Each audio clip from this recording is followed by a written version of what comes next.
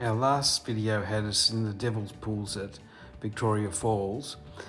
In the evening we left Livingston and we flew through to Nairobi with about a 3-hour stopover before arriving at Entebbe at about 1 o'clock in the morning.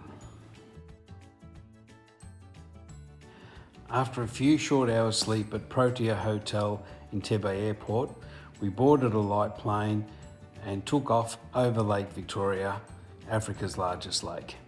Heading west, we flew over islands and saw some great scenery. After a short flight, we came across Lake George and Lake Edward, which are connected by the Kazinga Channel. We circled across the Kazinga Channel and landed at Mweya Airstrip for our stay at Mweya Safari Lodge.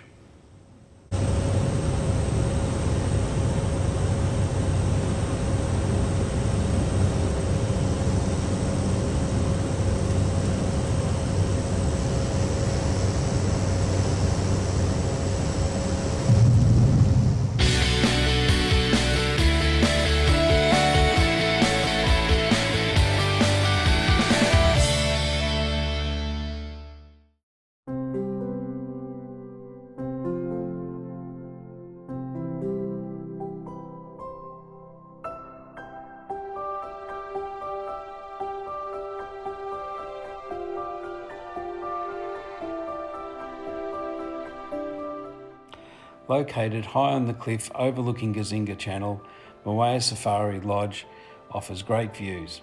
We had this hippo near the boat jetty and these elephants on the other side of the river as we enjoyed our welcome drink.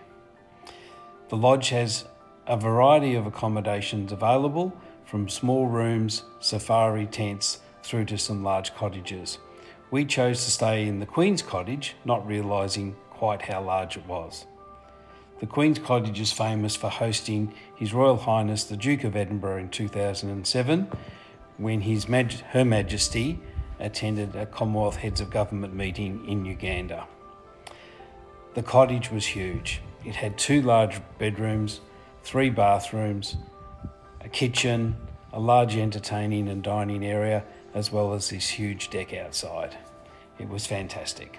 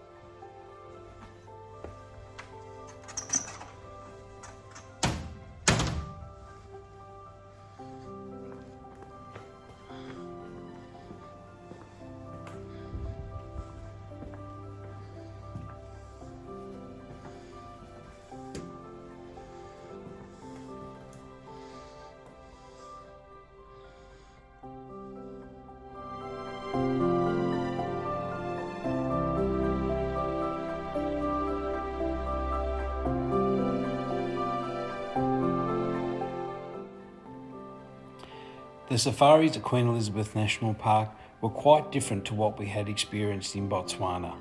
The vegetation being so lush and green, it was more difficult to find the wildlife, but when you did, it was no less exciting.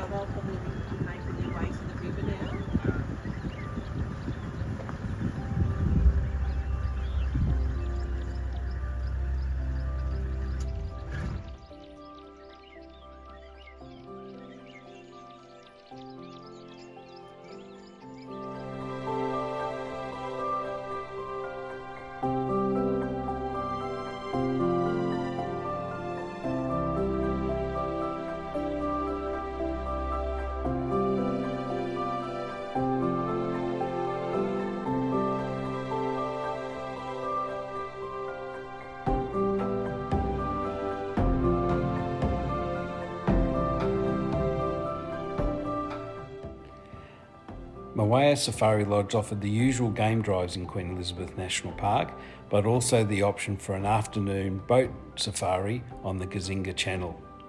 Here we saw huge numbers and variety of bird life, as well as large numbers of hippopotamus, buffalo elephants coming down to drink. It really was an enjoyable way to spend the afternoon.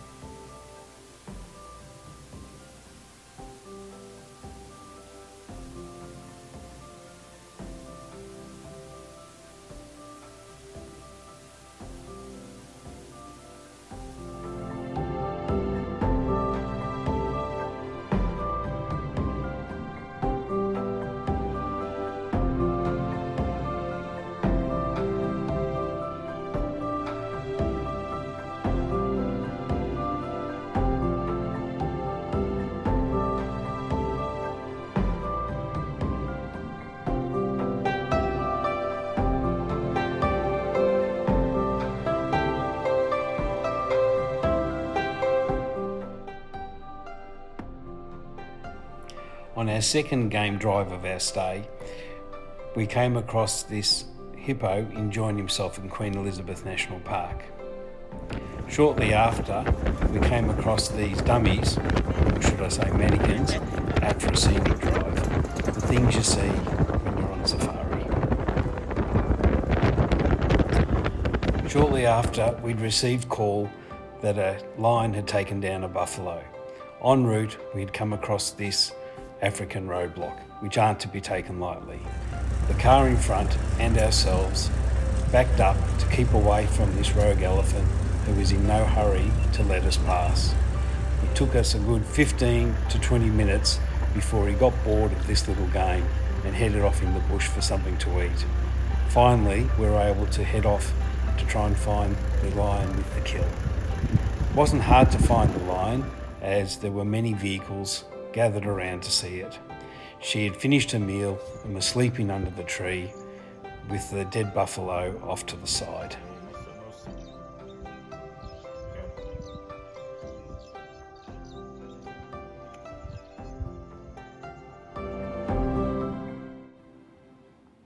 An early start, a quick breakfast, the last couple of photos of dawn as we left Mweya Safari Lodge heading towards Mahogany Springs Lodge, which is located at Bwindi Impenetrable Forest. Here we were going to do our gorilla trekking. It was about a 5-hour drive through beautiful countryside. We did get to see a leopard crossing the road, but other than a few monkeys and a few birds, it was pretty quiet. We passed through a few villages, which were very interesting, stopping off to enjoy a bit of a bite to eat and a nice cup of coffee, although the washrooms probably left a bit to be desired. It was still a very interesting drive, and Sunday, our driver, was so knowledgeable, and it was unfortunate and sad to say goodbye to him.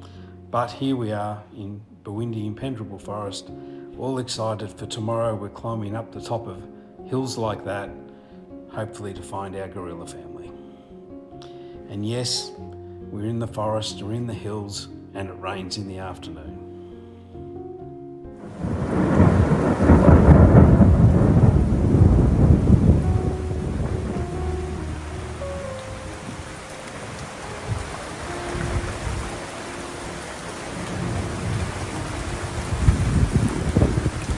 After breakfast, we were driven a short distance to the Gorilla Information Centre, where we were broken up into groups of 8 to 10 to start our treks.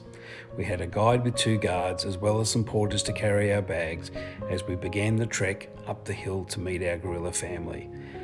The guide had been in communication with trekkers during the morning who had located our family, and it took us about 3 hours of solid walking up slippery, tight trails to get to our family. Once you meet the family, you have 1 hour with them to sit and observe their interaction. They generally ignore us, but it was truly a magical experience. He knows that he's now more powerful, and he will take care of you. Doctor, This big boy. Yeah. This is the young boy who tries to challenge the silverback. You can see how masculine he is. He's kind of. Yeah, so he's reaching on the edge of changing now. Like in a period of 1 year. Oh.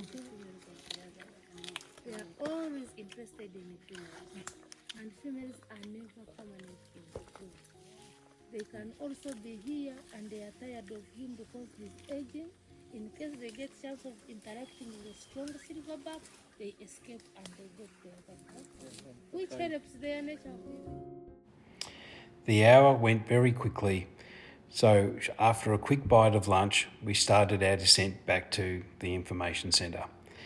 The rain from the night before had left the trail very slippery, as you can see here the two porters were very helpful in getting us down safely.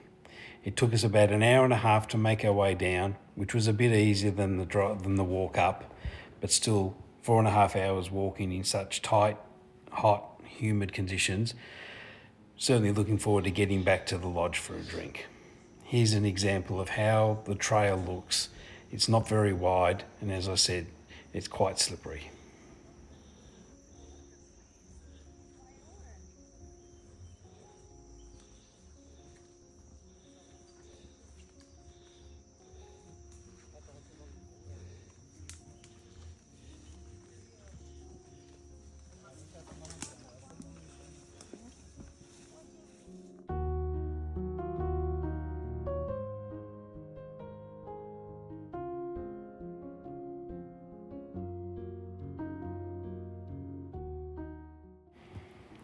After a good meal that night, we asked the lodge to try and arrange a shorter trek for us for the day after, as we had a second trek the next morning.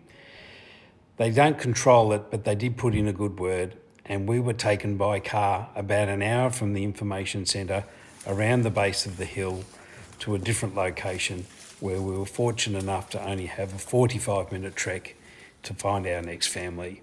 Again, another hour. We had a big silverback and a blackback, which was a young male that was going to take over, they estimated, within about 12 months.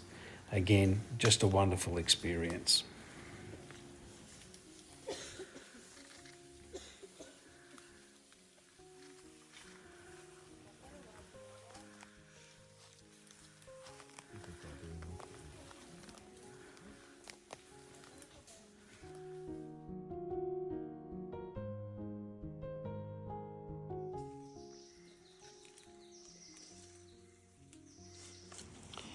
Here you can see Gloria, our head guide, on the left. The three guys in blue were the porters, and the other two were trackers or a guard. The next morning, we flew out of Kahiki Airport back to Entebbe. That afternoon, we had a sunset cruise on Lake Victoria near the airport. It was very relaxing after such a couple of hard days of work. The next morning, we had a 2-hour drive to this port out on Lake Victoria, where we would go on a safari to try and locate the Shoebill Stork. Our guide worked tirelessly for about an hour and a half before receiving word that a bird had been located. It's very difficult to see in this type of vegetation. So we're so fortunate because we only had this one opportunity to see this Showbill Stork.